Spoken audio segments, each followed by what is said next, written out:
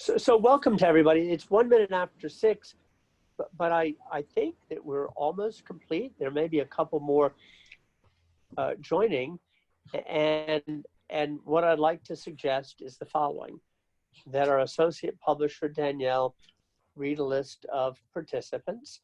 We don't need affiliations right now, Danielle. You can just read names, and we'll know who is on or who is joining momentarily. Then I asked Elaine to introduce our guest of honor and the subject and the book that we're going to be talking about. And I'm excited about that.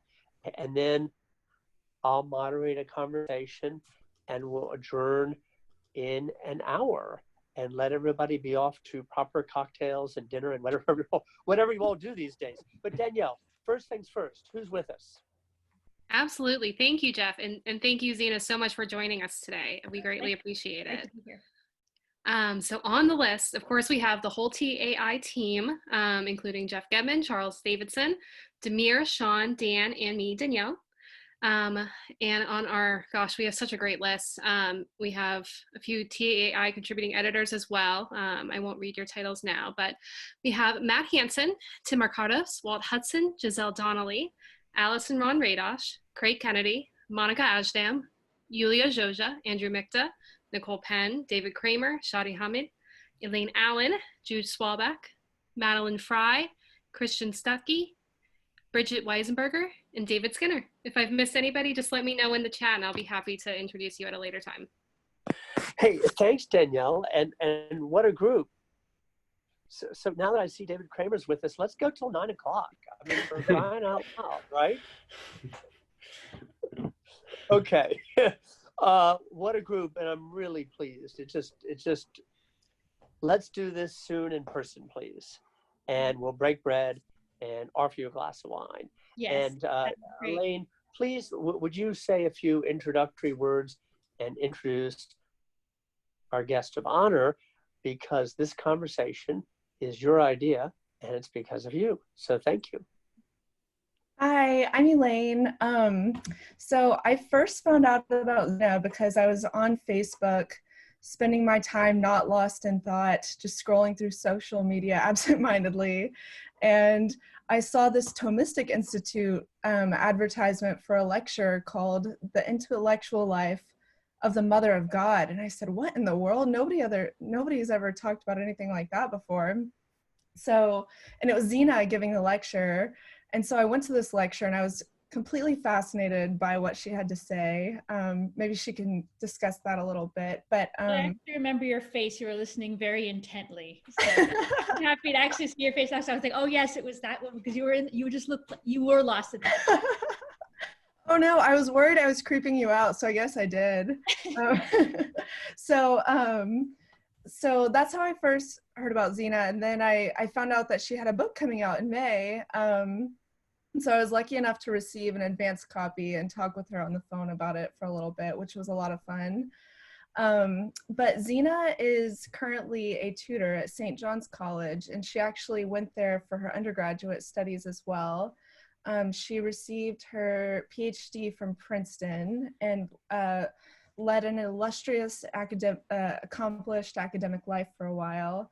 And I'm sure she can tell you more about her journey there, but she returned to St. John's College as a tutor and is living a much more satisfactory intellectual life. And she kind of wrote a book about a little bit about her own journey, but also about what actually is an intellectual life and why is it important for human happiness. And so it was a wonderful book. This is what it looks like. It's a really fun, colorful cover. So I recommend it to all of you once it's out. But yeah, that's kind of the gist of her project there. Hey, Elaine, thank you. That's a great gist and a great introduction. Zena, Jeff Gedman here from the American Interest. So thank you. We're delighted that you take the time. No. We're eager to read the book, and we just love to hear from you now about what's on your mind, actually, but certainly about the book, how you came to the top writing Your voice is and cut out. argumentation, we'll have a good discussion. Okay, I lost a bit of your voice there. I connected it, but for some reason I lost it. But I gathered that I should talk a bit about my book. Yes, please. So I can do that. I came to write it. As I explained, I begin the book by a little account of myself as an intellectual. I grew up in one of these weird families where you argue about facts constantly and no one knows what they're talking about. And we all read like crazy. And, you know, it was, even though I'm not so old, still a different era. So, you know, I decided to go to this little liberal arts college and didn't think twice about it in terms of its value. It was obvious to my family and to me that this was something that was worth doing for its own sake. So I became an academic. I fell in love with books. I became an academic, a scholar of classical philosophy, and gradually became more and more disenchanted with especially the kind of teaching that is standard or was before a couple months ago at most mainstream universities. I ended up leaving the profession for a few years. I joined a Catholic religious community in Canada for 3 years and spent my time baking bread and washing dishes and repairing things and varying things that were not particularly intellectual, picking vegetables. And during that time, I was, on the one hand, quite intellectually frustrated because I was in an environment, the least intellectual environment I'd ever been in. But on the other hand, so I was frustrated. But on the other hand, I had sort of everything else in place. I was living a full human life in a way that I hadn't before. So I was thinking a lot about intellectual life, how it connects to other life. I've thought a lot of the book is about how intellectual life is not for a few, but for everyone. It's a very widespread human activity. It can go up to the highest details of scholarship or science, and it can go down to a certain kind of thoughtfulness or a contemplative attitude to what's going on around you. And I became very committed to trying to communicate that fact that intellectual life is widespread. It's not an expertise. There are expertises connected to it, but it's a part of being a human being. And I feel like a lot of our education and culture has lost track of that. And that, of course, is very much the original spirit of St. John's. Is the great books movement is a intellectual movement for every man. It's an intellectual movement for the dock workers, for them when they got home in the evenings to sit and read something and talk about it with their fellow workers.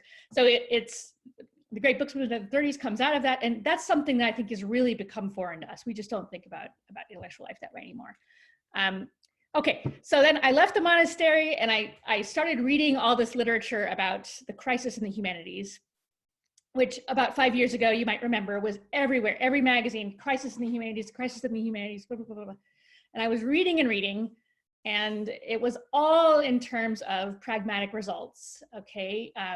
It builds your critical thinking skills so that you can get ahead in today's economy. You know, Silicon Valley loves philosophy majors. You know, you can think like Bill Gates. So, you know, you can learn to think like Bill Gates and you can become as rich as he is if you have a liberal arts education. Or on the other hand, there's also the argument in terms of political preparation. You know, it makes you compassionate, it makes you love justice, it makes you a better citizen. And that also struck me as wrong. And I didn't think that I personally, or any of the devoted intellectuals I knew, had gotten into books and ideas for the sake of making money, or for the sake of improving our critical thinking skills, or for that matter, for the sake of promoting justice or making the world a better place or becoming better citizens. So I tried to work out for myself why it mattered, you know, why people actually do these things. Why do we read books? And why do we talk about ideas? And why do we study the natural world? So the book is an essay basically tracing my thinking about that. It's not dogmatic. It doesn't have an argument. It's very much an essay of the old school. But among the things I think about is the necessity of a human being having an inner life, a place where they can retreat to and reflect, a part of their life that's removed from political or economic considerations. That's one thought about why intellectual life it might be important, but also a place of insight, a place of growth, a place where you could spend a number of hours happily engaged in serious thinking that didn't produce any visible results, and it wouldn't be the worse for that. In fact, it might be the better. So that's just a basic picture of where the book came from and its fundamental outlook, that learning matters for its own sake. It matters for who we are. It matters for everyone. And I make some attempts at trying to figure out what that means. Zena, thank you. I'm gonna, if I may, I'm gonna start with a question. Why is it? How do I formulate this succinctly? In our society, we have a debate and argument dichotomy, which seems to me, in it of itself, fundamentally unhelpful and unhealthy. And I hear in my world occasionally expressions. Someone said to me recently, "Oh, you know them, they're a real left-brainer," by which they meant utilitarian, short-term, transactional, can't see the big picture, okay? And then, of course, you hear disparagement going the other way too. So, rooted in physical science and metaphorically, how come, this is not the remit of your book, but you started here, why can we not as a society grasp the idea, if I may put it this way, that we need both hemispheres of the brain? They both have a purpose, they both have a function, and integrated, they're powerful, but this split, literally and figuratively, about what's most useful. And we must get away from all these humanities that don't produce things. We've got to do more math. Well, of course we need math. Right. And we need the humanities too. How do you think about that? How do you respond to that? And how do you advance those ideas? Well, one of the things I really made an effort to do in the book was to get away from just thinking about the humanities. And there's a reason why I frame it in terms of intellectual life, because intellectual life is broader than the humanities. It's also mathematics, it's also science, but it's those fields in their, what you'd say, theoretical dimension, and the way that you try to understand something.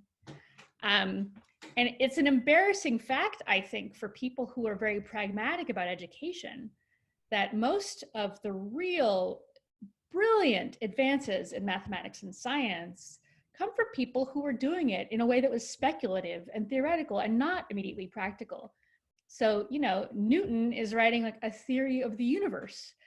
He has his own theology. He's speculating in as broad a terms possible. And why is he doing it? He's trying to figure out how the planets work. He's not trying to make a machine that manufactures widgets. Now, without Newton, you can't do that, or we'll become much better at all kinds of things because of Newton. But that's not why it started. Einstein, all of these people who have changed the face of science, they're theoretical. They have a way of looking at the world that's informed by imagination as well as by calculation. And it's that, and they were holistic thinkers. They thought about everything. So I think that we need to start thinking about intellectual life in that more broad way again, and think about our technical skills as integrated with our creative skills, our imaginative skills, our speculative skills. And I think that's just actually where they belong. It's very artificial to separate them. So I support your point 1,000%. It's absolutely one of the most serious problems that people have in thinking about education. So thank you. We have such a fact. I I've lost your audio. I'm sorry. Announced, but for with artists in the yeah.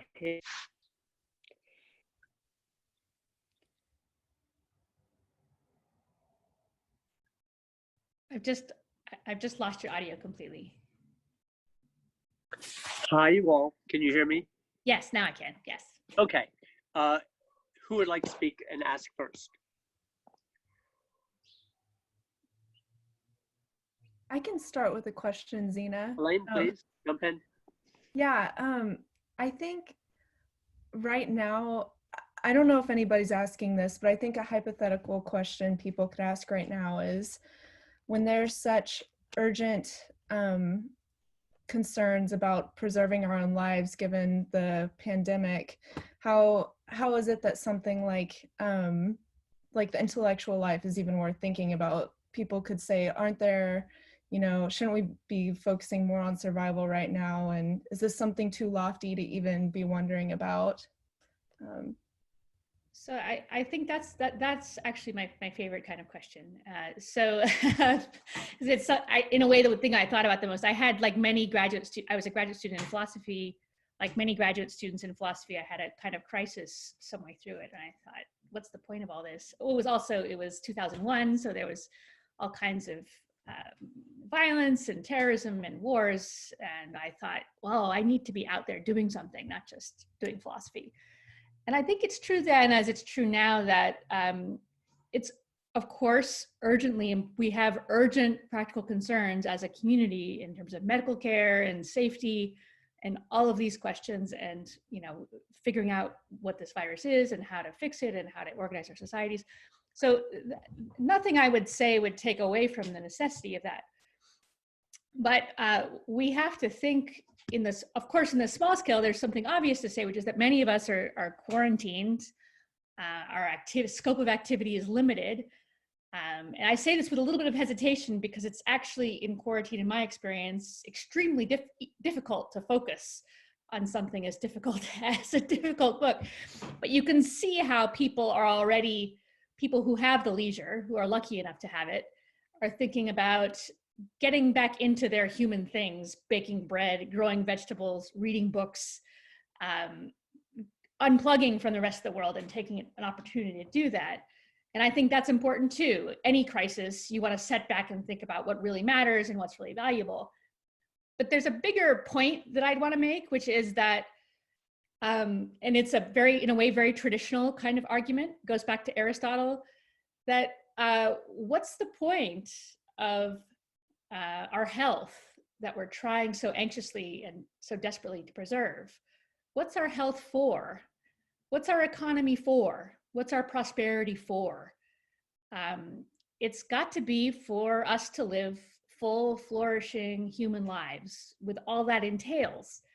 And I don't think you see a full, flourishing human life without some art, some creativity, some nature, some mode of reflection, some religion, and some serious contemplation, some intellectual life of some kind or other. So it belongs in the realm of,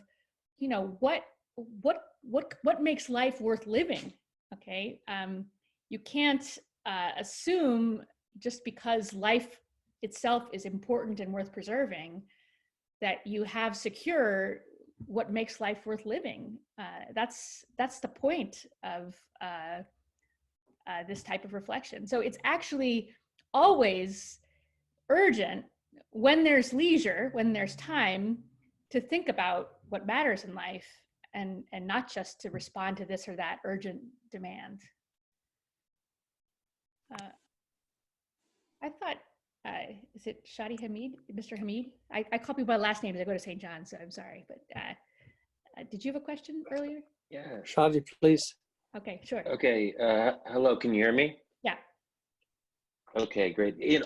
So not to get too meta, so what you said at the very end was interesting when you were talking about why we ultimately do what we do when it comes to kind of reading or pursuing this more interior intellectual life. And you said we we do it for its own sake and it's about who we are.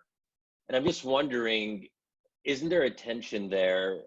Because, you know, what does it mean to do something for its own sake? So that, and then, because if it's about who we are, there's sort of an implicit acknowledgement that even if we don't think of it consciously in this way, that we want to be better in some way. I mean, is there ever such thing? And I guess there was like, it's the whole, like, maybe similar to the whole debate about, is there ever such thing as a selfless good deed? So I guess, yeah, I would just be curious to hear your reflections on that. I mean, we're ultimately doing something because we want to do it, because there is some benefit to it, right? Well, so, right. So you're right that if you think too hard about what it means to do something for its own sake, it becomes kind of empty. And I think what we mean is something like what you said. That is, things we do for our own sake, we do for our own development. That is, we do it for ourselves in some way. So what does that mean? Well, it means that, for instance, I collect a lot of examples in my book of people, this may seem a little bit out, but I think it's right at your question. I collected a lot of examples of people undertaking intellectual work in terrible circumstances, especially the incarcerated. There's 10 trillion examples, historical, different parts of the world, of people in prison doing some intellectual work or other, writing massive books. Don Quixote was written in prison. Mathematicians have done mathematical work in prison. There are stories from Eastern Europe of dissidents tapping out poetry and Morse code through the walls and so on. Now, what's going on in these circumstances? You have people that are reduced to their barest elements. Okay, they have nothing. They're in a kind of absolute poverty and confinement, but they have within themselves these resources for thinking, for reflecting, for creating, for contemplating. That's what I mean. I mean, that's a little bit imagistic, but that's what I mean by for its own sake. It's something that you have no matter what, because it's a part of you. It's something that you carry with you as a part of who you are and what you do in your life. It's a kind of value that's very robust, it's very stable, and it endures throughout a huge range of circumstances. That's a much more robust kind of value than, I'm gonna take this course in coding so I can get a job in Silicon Valley. Now that's a good thing to do. We need coders in Silicon Valley, but you do that's really instrumental. That's not for its own sake. If for whatever reason there are too many coders in Silicon Valley, you do something else. That's my attempt to try to get at what I mean. It's something that belongs to you and that you take with you in a variety of circumstances. Hey, I think we have Nicole next. Hi, I'm Nicole. I work at the American Enterprise Institute. So I wanted to ask if you had any reflections on the tension that we're kind of seeing with higher education and the idea that not everyone needs to go to college. People should be going and going into trade work, and instead of going into debt, spending 4 years getting a liberal arts degree, we're shortchanging them, and we really need to push against that model. And I'm reminded of this really lovely piece in The Atlantic that I read years ago called "Why I Teach Plato to Plumbers," and it's this guy who teaches at a community college. So I wonder if you had any reflections on trying to find outlets that will prevent this the cultivation of a rich intellectual life from being the privilege of the elite. Right. Well, it's something I've thought about a lot, and I don't have a lot of, unfortunately, practical suggestions, but I do if you study as I have a little bit, there's a couple of books, not enough in my opinion has been studied about this, but the grassroots intellectual movements of the 19th and 20th century, they're England, they have these workmen's institutes, which actually the Great Books List at St. John's comes from. And throughout the early 20th century in the US, Mechanics Institute has these has a library, you know, the mechanics. So that happened from the grassroots. That is in this age that went along with the labor movement and so on, where working people were trying to make better lives for themselves. Part of that was reading the books that the elite read and becoming full citizens in their own right. So that also goes along with a much more egalitarian political community that really kind of blossoms after the Second World War, where everyone has a liberal arts education. Everyone there's some kind of level of citizenship that's widely shared. And so I think about those time periods and I try to figure out, what could be done now. And I think that it's a bit, thinking about who has to go to college feels to me like a bit of a separate question, because it may be that what we're going to need in the next little bit is a way of liberal arts institutions that aren't necessarily bound directly to colleges and universities, but find other ways in the culture of reaching people. I don't know what that looks like, but I wonder about that, like the Mechanics Institutes, small scale, community-oriented institutes which connect people, ordinary people, with this kind of thing. But the important thing for me is not should everyone get a Bachelor of Arts degree from a 4-year university. The important thing is, does everyone have access to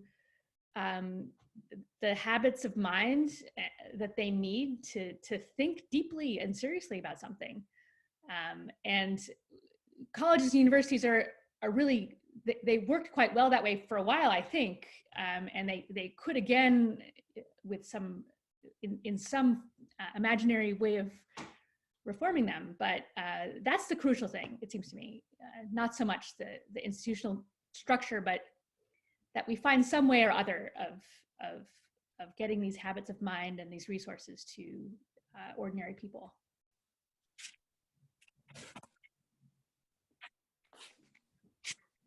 Yeah.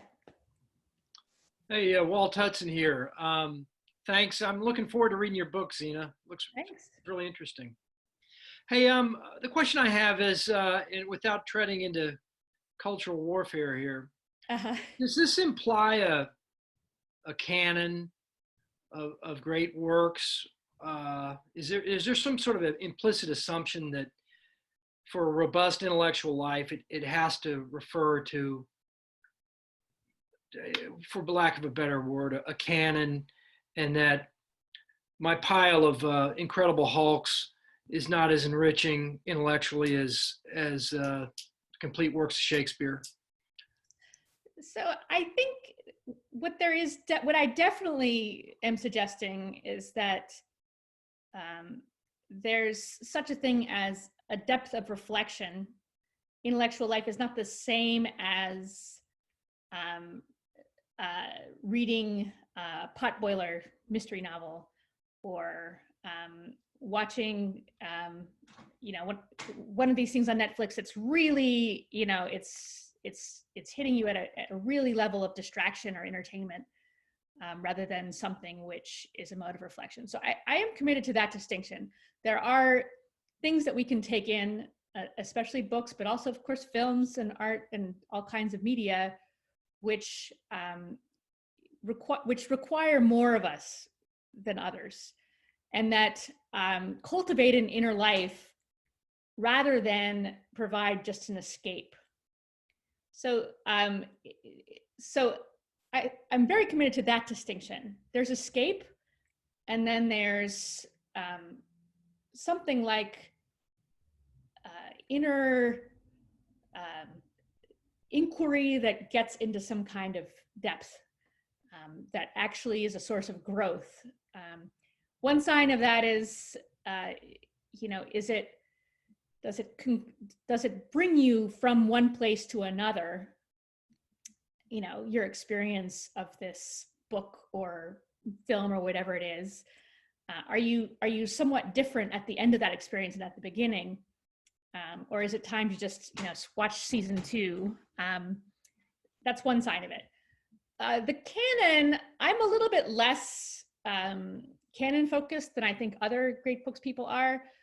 I'm not so, I find the canon useful because the books on the canon are all books of this kind. That is, they're tremendously rich. They can teach anybody. That's one of, I think, the criteria of a great book is that anyone can learn from it. You know, super smart PhDs and ordinary people who haven't read much. The canon's useful because the books on there are all like that. I think there are more books that are not on the traditional canon that are like that, or more films. So I don't get into, you know, who's on and who's off, but that there is a body of literature or a body of materials that's of special importance and special depth in human life. Yeah, I think, really, I think anyone who's had an encounter with these books, who's sat down and talked to them about them with serious people, I don't think you can deny it. It's just a different kind of experience. And so I tend to avoid culture war type questions, but I think that there's a difference. I think there's just no question. Hey, Jeff Kidman here. Could I ask you? Yeah. What are the best books you've read in the last year or two? You mean recent books? You mean like books that have been written? Well, it could be a Shakespeare play that you reread or never read before. But what's caught your attention the last couple years or so? Anything really? It's hard to say because, so I had talked with Elaine, there are these, I mean, the way I first heard the question, which is anything that's come out recently, there are these wonderful Italian novels by Elena Ferrante, the Neapolitan Quartet. Those really, I thought, were amazing. We ran a couple of study groups at St. John's among the faculty on them, and you know, could talk for hours about the lives of the characters and the questions that it raised, and reflecting on the nature of a community and the nature of friendship and politics and violence and all of the questions that you talk about when you talk about these books. So that's one example. I mean, in terms of the, you know, we're reading Gulliver's Travels right now in my seminar, and which I think is also just fabulous. Every time I read it, I think there's more here that I could have understood, that helps me see something that I hadn't seen before. So those are two examples. I don't know if that helps. Good, it does. I want to note, and then we'll call the next person. We have an editorial board member named Tyler Cowan. Many of you know him or know his writings. He's an economist. We had a lunch with him not so long ago. We said, what are you reading? What's important to you? Tyler Cowan, the economist, he said, Elena Ferrante, the most important literary project of the last decade. It's more than the last decade, I think. I think it's really, I think last 50 years, I'm not sure, but it's fabulous stuff. That's great. Danielle, who's next? Well, I don't have anybody on my list, but if anybody wants to raise their hand, Catherine? Thanks. Yeah.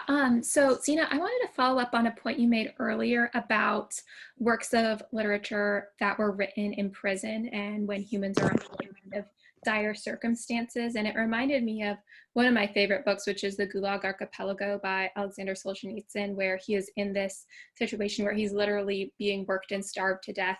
And all of the prisoners have gone to these lengths to have this inner life when their external life is very much reduced. And I'm wondering if you think that maybe we'll see some writings like that come out of this time of pandemic when so many people are, you know, isolated, lonely, going through different forms of suffering. What your thoughts are on that? I think that would be my hope. I feel like the current situation pushes in two directions, actually. And, you know, like most crises, I guess it sort of makes more dramatic things that were already there. But there's a way in which we're all more bound to the machines and bound into realms of distraction So now, because our classes have moved online, for instance, like I'm at a screen, you know, like I'm sure all of you are, hours and hours and hours every day. And my whole life has moved online in a certain way. And that's pulling me out of space that I need to really think about things. And it's also like in a way it's tricky, right? Because difficult circumstances can also be extremely distracting. You know, it's not as if it's automatic that if you are put under pressure that poetry and music and philosophy comes out. But it's certainly my hope that a little bit of disturbance and solitude and a crisis that makes you reflect on what really matters. I would hope that it would produce some really good writing, good reflecting, good thinking. But I don't know, because I see other things which make me concerned, and I'm not sure quite which way it's going to fall. Thanks, Zena. Thank you, Catherine, for the question. Sorry if I get out of order, jump in, throw something at me through the screen. I have David and Giselle. Thanks so much. I guess my question would be, when I look at many people I know who are in the academy as former professors or who are currently studying to get doctorates, that perhaps there's a tension between being committed to learning for its own sake and taking on the project of moral formation and being concerned about translating cultural literacy to a wider public. And that I think of a lot of people who are in academia who have a certain intellectual interest, are really grappling with it, thinking about all its dimensions, really jumping into it. And as a result, aren't interested in like the moral formation of their students or trying to translate those interests and projects to a wider public. So I guess pushing back perhaps to say, perhaps learning for its own sake is one of the reasons why many people who are intellectually talented have kind of abdicated the public square and abdicated their responsibility to humanistic formation. So I think that's really interesting. So what I hear what you're talking about is which is general in most mainstream higher education, right? You have the research academics off doing like high-end research, and then they're completely neglecting their teaching. I guess the sort of vision of intellectual life that I have and that I try to promote is one where those things are brought closer together. So, I think there's a certain amount of research, there is even in my field, that can only be done by specialists. But there's also a lot of research that is frankly pointless and is generated by the sort of machinery of the academic bureaucracy and people's need to produce certain numbers of publications, and their desires to move up to the next half level of academic hierarchy. And so I think if you take out those elements, it's actually not that much stuff that really needs to be done at a highly specialized level. And most of the stuff that's really interesting is something which can be communicated and improves by being communicated with ordinary human beings. So, I mean, one of the things I discovered actually when I was a graduate student, I had some very good teachers. And, the question is, you always ask yourself, what's the point of what you're doing? What's the question that you're asking? And if you can't latch on to some question, which is a recognizable human question, then there may be something wrong. Sometimes there are questions which really can't be communicated and have to be done, but that's really just not that common. Most of the time, the best academic, mathematical, scientific work, all of it, it's the things that are most closely connected to what an educated person would be interested in, what an ordinary person would be interested in.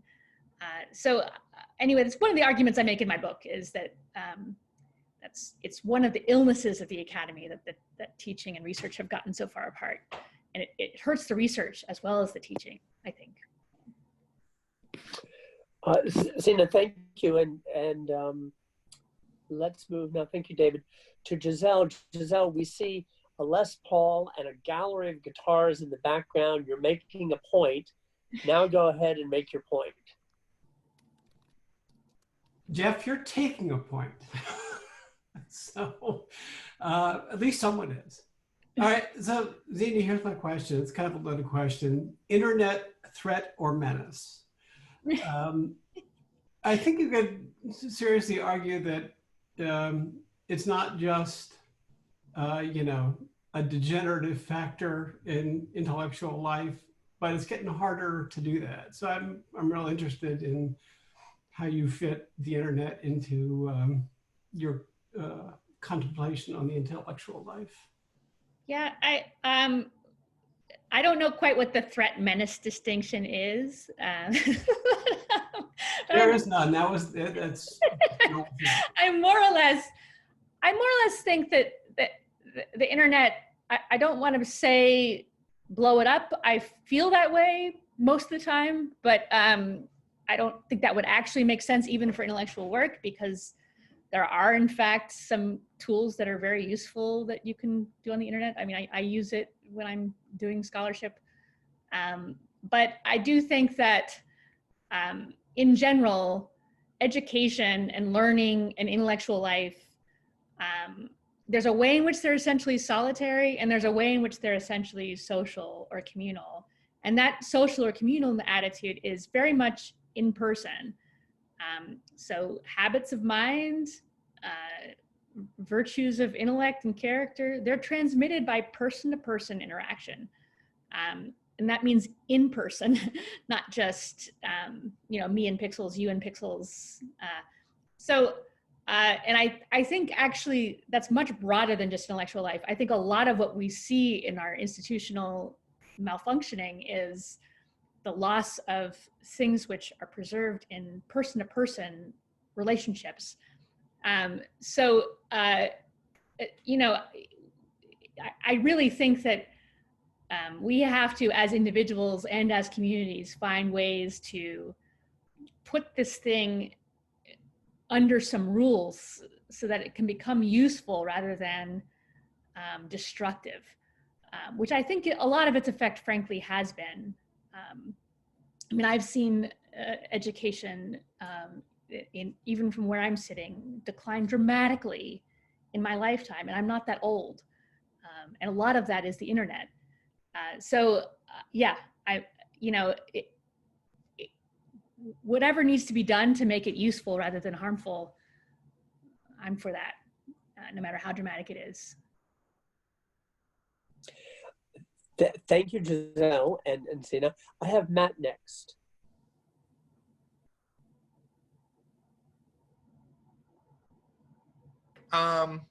Yeah, my name is Matt Hansen. I've been a contributor for the American Interest for about a year.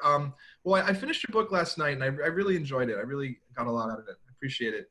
I think it's interesting because when we were talking about the value of education when it's not tied to a particular, I don't know, pragmatic use. I mean, I do teach at a community college. And so the dean not that long ago literally did say, you know, we are kind of a service industry here. We're teaching people to do specific things, to become nurses and so forth. There's nothing wrong with that. And I take a lot of pride in being able to offer, because I do teach English, teach writing. And so I do take a lot of pride in being able to offer a liberal arts education in a certain sense.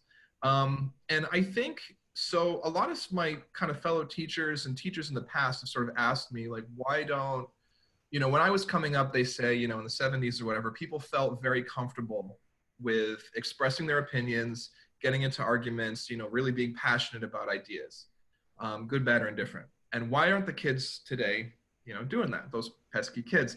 And, you know, my answer is, I'm a big believer that, I don't remember exactly who said it. I think it's I.A. Richards said, you can tell a lot by a particular historical era by whether or not people were afraid of being seen as sentimental or stupid. Ah, interesting. Yeah, I think that's Richards. I'm not sure. But so the idea, right, are you more embarrassed about being sentimental or stupid? And I think sentimentality is okay at this period in time. I think people feel pretty okay with sentimentality, but being stupid, quote unquote, right, whatever that's supposed to mean, is kind of an unforgivable sin in a certain way. And so it's interesting how when you bring up so-called high culture to people, a lot of students or just people in general feel kind of automatically a bit defensive, right? They're sort of on their heels. Right. Because I think the first thing they're worried about is, do I get this? Am I supposed to get this, right? How will I know if I'm getting this? Is this supposed to be something I'm not able to understand? And I like how you point out, for example, that the highbrow, lowbrow distinction is not necessarily something that we need to emphasize. And I like that, because otherwise I feel like it's very snobby. I really liked your use of Aristophanes. Yeah. Right? Who, I mean, you know, as far as highbrow, lowbrow, I mean, he was at the symposium, right? I mean, you know, a peer of Plato, a peer of Socrates, like you can't get higher brow than that, quote unquote. And yet, as the play you're pointing out, The Clouds points out, that he kind of satirizes this idea of Socrates as the thinkorium, right? And that's the whole, I haven't actually read the play, so I'm kind of speaking, you know, sort of out of turn about it. But as you're describing it, it sounds like something that would be in a cartoon. It sounds like something that could be on The Simpsons or South Park, right? And I think there's something really wonderful about that. And I think that's an example of how the highbrow, lowbrow distinction is not, it's not about quality, it's a distinction of degree, but not in kind. Right? You could have something that, and I think this is where I'm curious what you would say about the idea that a lot of people, I think, are making the same kinds or similar kinds of judgments and assessments and you know, analysis that can often be very deep and sophisticated about things that aren't necessarily the great books, right? Which I love. Right. And so I'm just really curious, and I've always really advocated for it. I don't think there's anything wrong with saying, okay, you really should understand Shakespeare and Plato and Aristotle. You just have to meet people on their level. So I'm interested in you as a person in the academy and that's teaching, you know, how you sort of bridge that and what's your approach. Hey Matt, before Zena replies, I know, but probably not everybody does. Tell us where you're based and where you're living, where you're teaching. Oh, I'm based in New Orleans. We moved here about 6-8 months ago, and I teach at a community college, Delgado Community College in New Orleans. All right, great. And before that, I'm from Boston. I was teaching at UMass Boston before that. So I have more experience teaching there, but yeah. Great. Thank you. Mm-hmm. So this gets tricky because, of course, because St. John's is in a certain way a unique institution where I've been teaching for the past 5 years. And sometimes when I talk about what we do, people think that we must get super extraordinary students, which we do partly. So we get our students to read and think about all kinds of stuff that's very deep and very serious. And we do it on principle, not by dumbing things down, but by inviting them into the kind of thinking that we're doing as adults, which I think is how most mentoring and most good teaching takes place. You know, you get someone who's further along and they bring you into whatever they're doing. But a lot of my experience has been, because I also taught for some years at public universities, that my students are not actually, many of them, all that different from students at other colleges, but they're in an environment where they're under some pressure to think seriously. So the thing that you mentioned, which is the fear of being stupid, we've all really noticed that at our college. So it's harder for us to get to students to make mistakes in public, to think out loud, to make themselves vulnerable intellectually, which is really necessary for learning in common. I mean, you've got to be able to do it. But we have sufficient pressure to exert on them. And because our classes are small, and this gets back to the person-to-person thing, if you have a relationship with a student, if you know the student, your capacity to handle this kind of thing just becomes much, much greater, because it's no longer the judgment behind a screen, right? The judgment at a distance of, you haven't met this metric, so you go in the losers pile, on Facebook, if there is a losers pile. I mean, I'm sure there is one. I just don't know quite how the technicalities work.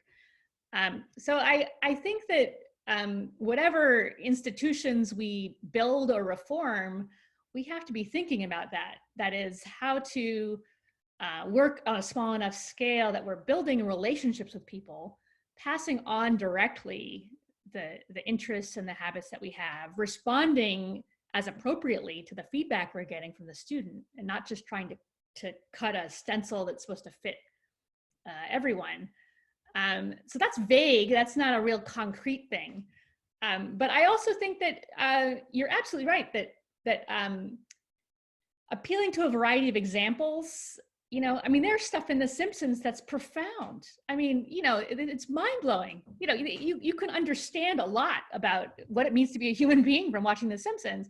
And that's not because there's no difference between high and low, but because those were very thoughtful people who were very intelligent and really thoughtful and had insights into things. So there's no, a lot of what I talk about in the book, as you know, is because I have this very idealistic view of the intellectual life that I defend as inward and lofty and giving you your dignity. And then I have to explain why it is that, in fact, most of the academics that most of us know are jerks, and snobs. So I have to, I try to think about ways in which we can try to untangle intellectual life from modes of competition, modes of judgment, modes of social advancements, and in that way try to break down some of the structures that you're talking about, where these kids have been taught their whole lives that being smart is how you get ahead, and if you're not smart, you're a loser, and there's nothing worse than being a loser. And that's wrong on any number of levels, not just intellectual levels. It's a serious mistake about their reality that we need to figure out ways of breaking down. Thank you, and thanks, Matt. So listen, I've got apologies to others, but I've got two more. I've got Elaine and Aaron, and may I ask you both to be brief, and then we'll turn it back over to Zena and we'll wrap up. Elaine? Aaron, you can go first since I've already asked a few questions. You sure? Okay. Yeah, so my question is, so there's this case recently where a professor named Bo Weingard was fired from a tenure-track teaching job because he had been doing research into group differences and specifically racial group differences that touched on IQ. So Charles Murray type stuff. Right. And I think that case raises two sort of interrelated questions. One being, is there sort of a hierarchy of different kinds of knowledge with respect to their intrinsic value, even if you think that knowledge has just intrinsic value beyond its pragmatic benefits? Are there certain things that are more worth studying for their own sake than others?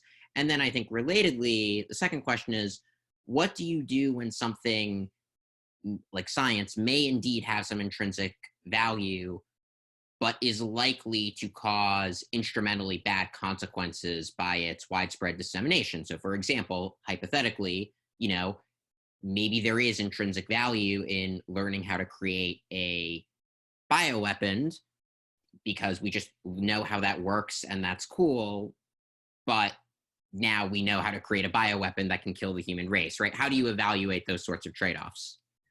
So part of what this is, I think those are great questions, but they're quite difficult. So I'm gonna try to say something which bears on them, but it might be a little bit off what you're saying. I think it's close. A lot of the difficulty that I think people see in something like a dangerous idea, an idea which will cause harm if it gets out. You're already thinking about ideas in a certain way that's not actually very realistic. So most forms of knowledge, most forms of inquiry are open-ended. They go in a certain direction, and each view is, part of a dialectic which changes as the field develops, as the conversation develops, as the inquiry develops. And so I think that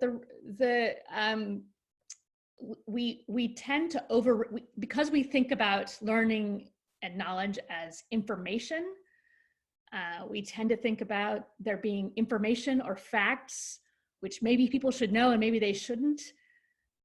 That's not really how learning and inquiry and study and the acquisition of knowledge work. So you can learn a lot from a point of view that's utterly mistaken.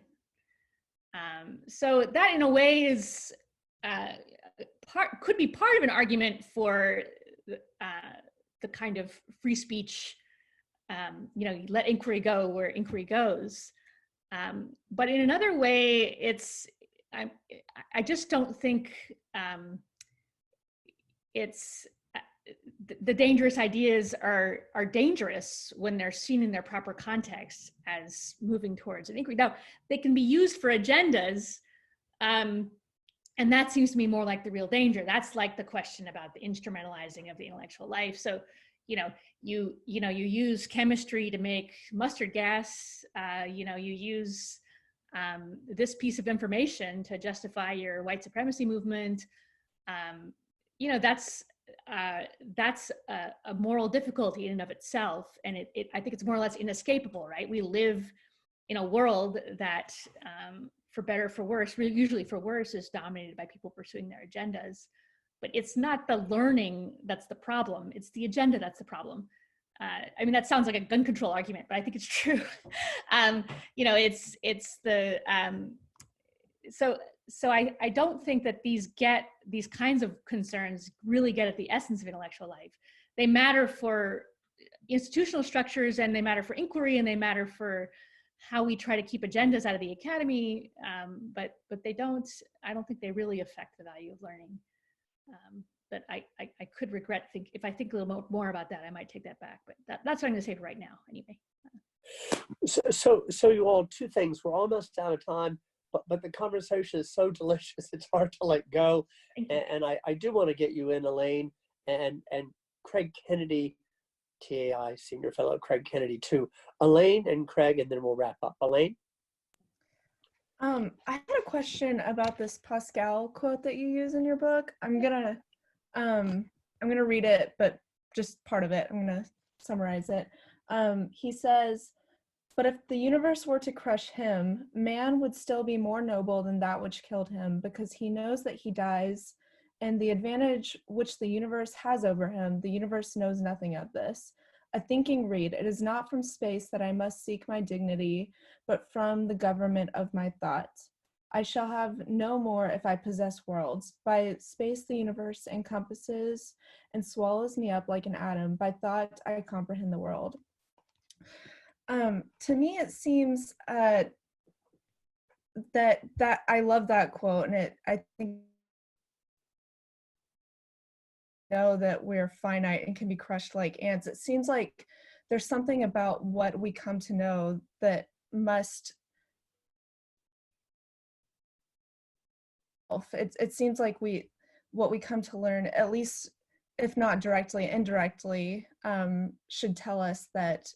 It must tell us that we have some dignity, and that knowing by itself isn't enough. Knowing that we're like ants that can be crushed seems like it's less, not quite as dignifying as Pascal suggests. But I wanted to know what you think about that, and if I'm missing anything there.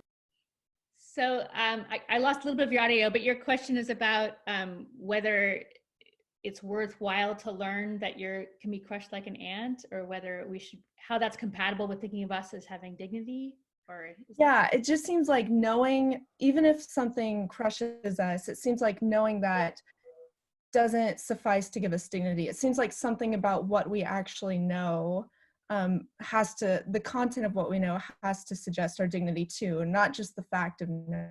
Oh, I see what you're saying. So it's the content, not just the fact. See, I don't know. So part of what I think that quote, which I also love, suggests to me is one of the things that intellectual activity can do is puncture illusions. And one of our illusions is always that we're immortal and invincible and have total control, right? And so it is. So in that sense, I think it really does matter to know that you can be crushed like an ant. Now, your deeper question is really how substantive does your knowledge have to be? Like, is there enough just to know I'm going to die? It doesn't really seem like enough, right? So it seems like the something about our thinking has to take in more than just the fact of our mortality. It has to be all of our thinking, the thinking about the grandeur of the universe, or the thinking about the strangeness of a human being, that we can be squashed like bugs and yet understand the mathematical workings of the planets. I mean, how is that possible? So I think if you think through what it really looks like, the kind of awareness Pascal's talking about, it's very rich. But I hear your question that it can't be just this sort of bare awareness of the fact that you're mortal. It has to be richer than that. Thanks, Elaine. Hey, Craig, final question or comment? So you may have already covered this in several different ways, but I was really intrigued by your references on your website to your work with prisoners. Yeah. What is it like teaching the great books to prisoners? It's really interesting. So I taught 2 classes. They were both based on Plato's Republic. They were Introduction to Philosophy. One was in a women's prison in Maryland, and one was in a men's prison in New Jersey. And in both cases, it's a book which the questions are immediately accessible. So, you know, does justice pay? I mean, I hadn't thought about that in advance. I thought, oh, Plato's Republic is a good introduction to philosophy. You know, it has everything in it. But I didn't think about the fact that, you know, does being good make you happy would be a question that they would be particularly interested in, but they were. They